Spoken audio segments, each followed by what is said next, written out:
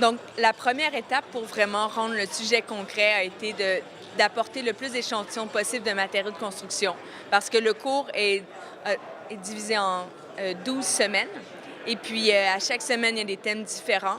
Donc, on avait déjà créé une première collection avec des matériaux comme les granulats, des matériaux pour faire le ciment, et puis ensuite aussi les différents matériaux, les composés chimiques qui sont beaucoup utilisés pour modifier les propriétés, donc soit les adjuvants du ciment ou bien les émulsions pour les matériaux bitumineux. Et puis ensuite, maintenant, l'aspect qui se développe beaucoup, c'est tous les matériaux qui sont utilisés pour changer les propriétés de surface, donc les tensioactifs, parce que on veut, bon, dans le cas du béton, on veut diminuer la quantité d'eau parce que ça permet d'augmenter la durabilité. On arrive à un petit peu réduire la porosité qui réduit la capacité des agents agressifs d'entrer dans les structures. Donc, ça prend toutes sortes de béton. Qui vont être de plus en plus résistants, mais on a besoin aussi de produits pour protéger aussi l'acier, l'aluminium, les enrobés bitumineux aussi. Donc, c'est tout un créneau qui se développe très rapidement.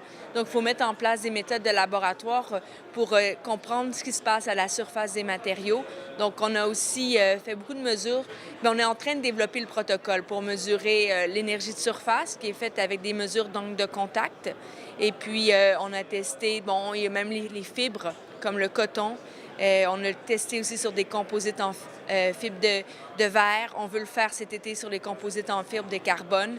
Ensuite, continuer sur les bétons. Les étudiants du canoë de béton aiment bien, en fait, ils en utilisent beaucoup. Ils utilisent beaucoup, ils veulent rendre leur surface la plus imperméable possible. Et puis aussi, ils espèrent que si on a un enduit qui est capable de repousser l'eau, on améliore la flottabilité, mais ça serait à valider cet été. Et puis donc, il y a de plus en plus de produits de revêtement de surface qui sont disponibles. Et puis, ça intéresse beaucoup les étudiants, l'industrie. Alors, le but, c'est de mettre en place les méthodes de laboratoire, montrer les échantillons en classe et puis d'expliquer comment ça se fait. Donc, le vidéo montre aussi comment on fait la mesure parce que c'est un laboratoire qui est un peu spécialisé. Ça serait difficile d'amener toute une classe de 30 étudiants, 30, 50 dans un laboratoire, leur faire les mesures. Donc, c'est de leur montrer comment ça se fait pour qu'ils comprennent d'où viennent les chiffres plus théoriques quand on voit des exemples de calcul en classe. Mais c'est de montrer comment les mesures ont été faites pour avoir des données de base.